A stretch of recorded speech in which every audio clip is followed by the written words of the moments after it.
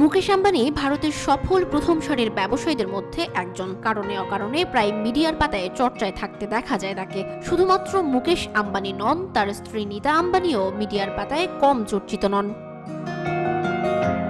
নিজেদের ৩ সন্তানকে নিয়ে প্রায় মিডিয়াতে চর্চার আলো কাড়েন এই আম্বানি দম্পতি। এই মুহূর্তে একটি বিশেষ কারণের সূত্র ধরেই মিডিয়ার পাতায় চর্চার আলো কেড়েছেন নীতা আম্বানি। জেনে নিন সেই বিশেষ কারণ।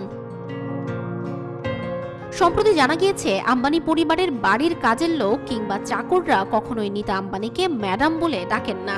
তারা মুকেশ আম্বানির স্ত্রীকে একেবারে একটি ভিন্ন নামেই ডেকে থাকেন। এই মুহূর্তে মিডিয়ার সূত্র ধরে সেই খবর প্রকাশ্যে আসার পর থেকেই অবাক হয়েছেন অনেকেই। এত বড় পরিবারেও এমন হওয়া সম্ভব, সে কথা ভেবেই চোখ কপালে সাধারণের। জানা গিয়েছে, নীতা আম্বানিকে তার বাড়ির সমস্ত কাজের লোকেরা কি নামে সম্বোধন করেন। জানা গিয়েছে, তারা সকলেই মুকেশ আম্বানির স্ত্রী নীতা আম্বানিকে বৌদি বলে সম্বোধন করে থাকেন। সর্বদা তাদের সাথে থাকতে হয় আম্বানি পরিবারকে।